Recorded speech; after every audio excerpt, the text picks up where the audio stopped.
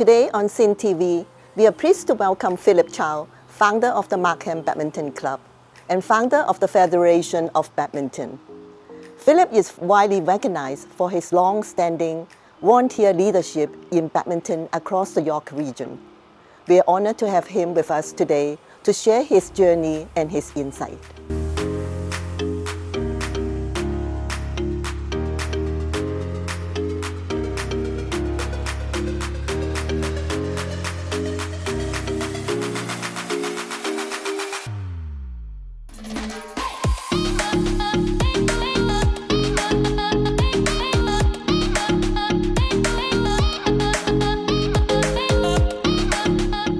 Philip, Hi, Louise. what motivates you to create the Markham Badminton Club?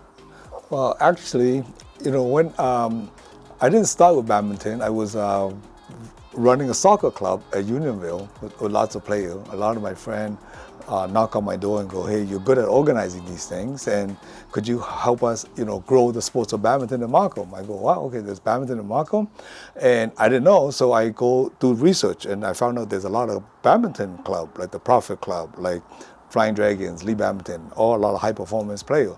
And I went to school, and a lot of people rent the school to play badminton, but I found there was a little bit of a gap, because when the kids are training and playing, the parents are watching, and then at night the parents go play, the kids are running around.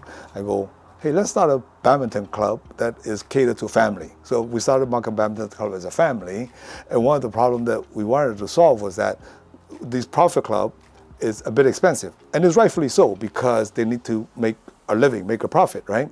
But we wanted to start a volunteer club to grow the club. So we rent the school, we make it affordable. So we charge it, believe it or not, $10 per person for 4 months. That's how we started. And we got so popular that within the first year, we got 900 members that joined.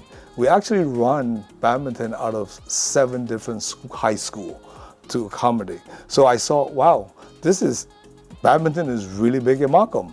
And that's when I started working with the city, saying, hey, as a city, as community member, we need to service to the community need.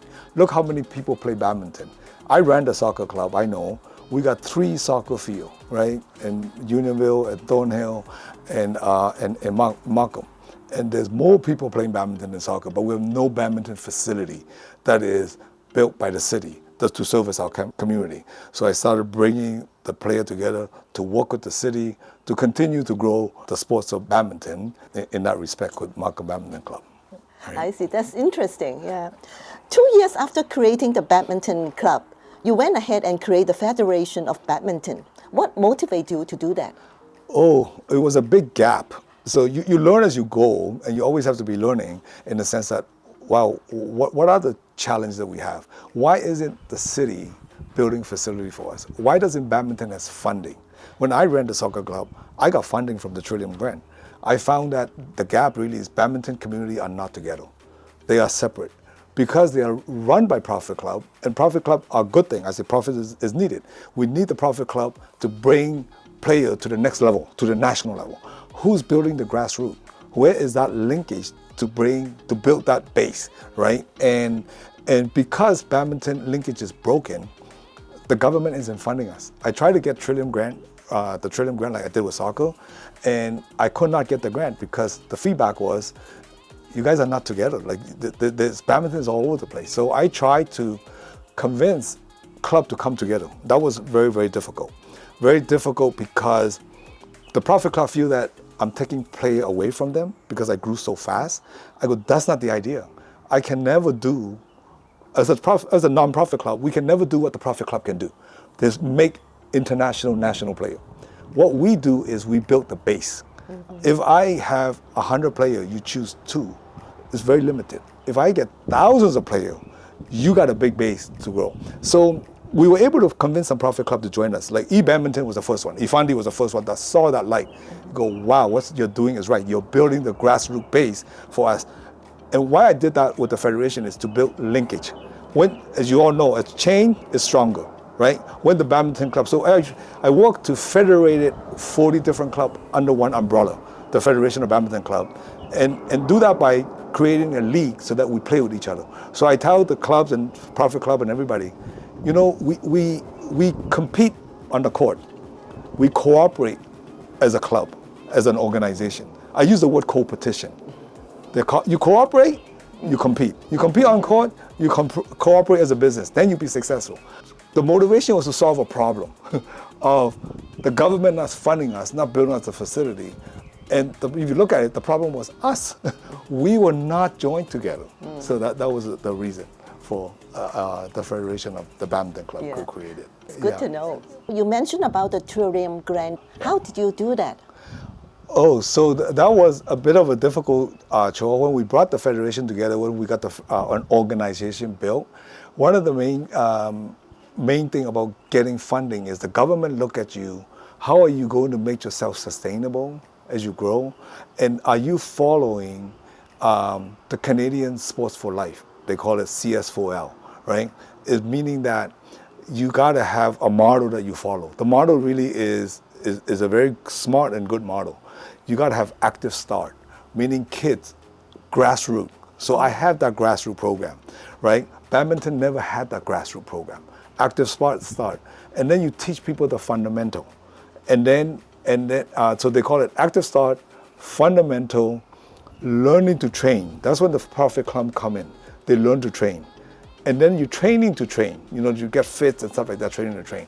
And then you basically training to compete, which is going to national level, and training to win, like the Michelle Lee and the Victor level. That doesn't stop there. But when you built that model, what I did was putting the active start fundamental, and I feed the Profit Club to continue that journey of learning to train, taking the people to the next level. As you go up the ladder, less and less people is going to make it. The model is that once you learn the fundamental, people will play that sports for life. Even they went to train, but they don't want to go no more. They move to this side where they will continue to play the sport. That model, and that's when at the badminton I started a senior club, like with Vish and those people, to put the people that are moving up the ladder over to the senior club, and that's we completed the model. Is for the once you learn the fundamental, you never leave the sports to continue to play, and that's the reason why we got the funding. How did you then convince the stakeholders that badminton deserves more spotlight and resources, and Markham is a primary venue to host these games? Yeah, this was a big. There's a lot of stakeholder that is involved, right? Badminton player, Profit Club, and the city. The city needs to service the community, right? That was an easy part when we're showing so many people playing badminton, but convincing the Profit Club to come together to work with us was a bit difficult because in the beginning they felt threatened that we're taking play away. They also felt threatened that if we actually going to build this facility, players not going to stay in that facility. I use the word that there's a big ocean out there, let's share the pond. Grassroots become bigger and bigger, you get more players. 2012, the city was not going to build this facility. Scarpetti was fighting against building that facility because he wanted to build 2 pools. I go this, and then he wanted to put the Pan Am Games into U of IT. I go, no, you can't have that. This badminton belong in Markham. And if you look at all the national players that came out, our sports people produce, comes in from Markham. You know, 50% of the national player come from Markham. So you owe it to the place to build this. And a lot of council come on my side because I bring the council to come to see my event. And I show you some of the pictures that you have. We even got badminton club from the United Kingdom called us up. They flew in from United Kingdom to have a tournament with us. We invited the mayor and everybody to come and see how big badminton is. And we were able to convince them that you are serving the community, this is the community you're serving. And we finally was able to build that facility. For Pan Am, you require to have a ceiling height of 30 feet, okay? All the high school got 20 feet, university got 30 feet. So you could play Pan Am over there. An international event got 39 feet, okay? We built the facility of 42 feet. So I was able to convince Markham that you can bring revenue in here when we host international events. They won't come here without that facility because your ceiling height is not high enough. Philip, What motivates you to get involved with advocacy for the Toronto Pan Am Games in 2015? Oh, it was an opportunity. It was when I started the federation and stuff like that. It was a further opportunity to engage the badminton community, to introduce badminton to more people, because we want the fact that Pan Am is going to be here. If we get involved in helping Pan Am market, we get more people. So believe it or not, when the ticket went on sale, badminton was the first venue to be sold out at Pan Am. Pan Am was so happy. Wow, that's an opportunity for promotion. Marketings make the whole world go round. You know, you got to market yourself. And Pan Am was an opportunity for us to market the badminton to people who don't know badminton.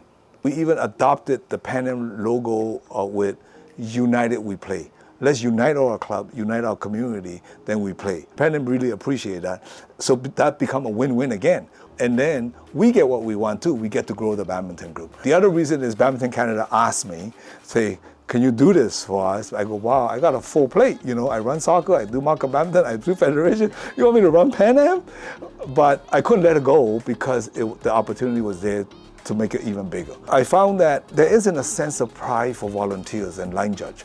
We don't have line judge. The mandate that was given to me was create 75 line judges. So we got funding to train people how to referee a game, to line judge a game, to get involved. And that brings a sense of belonging. Why I use that as an example, why I say close to my heart is, in soccer, I train referee. I generate 50 referee out every year. And that referee is a community. One of our head referee passed away and I went to his funeral. But when I went to the funeral, 75% of the people attending was in referee uniform. It's a sense of community and belonging of volunteers that come together. I associate that to line judges. Go, I wanted to create that environment for badminton where volunteers are appreciated, they are a community to help the sports grow. My biggest motivation was the referee, that what I saw in the sad event of soccer and go, wow, I didn't think that, right? And then I go, wow, let's create that because that's a sense of belonging. How has the sport of badminton changed since you start your leadership journey? I think they're more together now. The league that I'm very proud of continue. Especially in Markham, they are paying more attention to badminton. Can we make it more continue? And I wish that we could get the rest of the district to do the same thing. This program we're very proud of is a grassroots program created by Dr. Robert Lau. He's a doctor, a sick kid. He created a badminton program called SMASH. SMASH actually stands for Sports Motivated Activity to Sustain Health. And we go to school, we pick 10 schools at a time for one season. We teach them badminton, but before we teach them badminton, we teach them healthy living, healthy eating. So the kids have to fill in form of what they eat, what they hand it in, and then we teach them badminton. At the end, they come together and play in a tournament, and that's still continuing. That change is so inspirational. And the one that we do that at is grade 6 and 7 and 8 level, elementary school, where they are start to learn. That change is taking place, and they're taking different school doing that now. That never really existed. And Badminton Canada and Badminton Ontario now begin to realize grassroots is the way that we need to go. I think that's a big change that is helpful. What do you think your success and failures are during the journey? Understanding that failures are what will help us to improve the future. Success is defined when you're leading an initiative, is not when you're there. Success is defined when you leave. Right? What did you leave behind? What did you continue? So the thing that continued, that the Trillium Fund was definitely successful, generated a lot of revenue. The line judges continue. The other success that I did not talk about was the money that we used to run tournaments and stuff like that we put in reserve. We use that for scholarship funding to high school to go to university. There is a badminton scholarship funding in high school. That's still continuing. That's coming from the Federation. Now that we give back, that continue, and these kids come back. Now, Catherine was telling me, the kids that went to university, they come back now, and they're helping her coach and stuff like that. So that part continue. So I think those were the big success. There's a lot of programs that we started, got canceled. And what mistake that I made, and I should not have, is when I built the funding model, I should have had a full-time staff. Depend on all the volunteers to basically do the work. And they got a full-time job. And I should have known that because soccer, I actually have a full-time staff that are paid. and they do a lot of administration work. We're running into a lot of challenges right now to try to get into school. A lot of paperwork need to be done. A lot of application need to be done. People are not able to do that because they got a daytime job. Running multiple league was very, very difficult. If we have a full-time staff that are paid, then that staff and volunteer just need to come up with strategy and direction, let the full-time staff move on. And the other one that I wasn't very successful in convincing Badminton Canada and Badminton Ontario to link down to the grassroots level. The grassroots level are run by the district, like FBC, but at the Ontario and Canada level, you have more resources. You got full-time staff. Can you give us some of these resources to run it? That linkage wasn't there. That's why we cannot grow the SMASH program. We can only do 10 schools at a time. We can't do multiple schools. They could do more if we have our funding. Funding is going to continue the challenge because I haven't been running badminton for a while, but my sister tell me, when we started, gym was very inexpensive. We were able to get fundings and stuff like that for it. Now the fundings are all gone away. We charge $10 a kid. Next season, they're gonna have to charge $100 a kid. And this is a volunteer profit club. When those funding disappear, it becomes tougher. I think the funding would have continued if we have a stronger linkage. And the stronger linkage could be driven by full-time paid staff rather than volunteer. So that's my thought. Right or wrong, that's just my thought. You think back and go, oh, what did you do wrong, right? So that's where we are with that. Thank you for your perspective, and Philip, and thanks for being with us today. Well, thank you for having me. Thank you so much.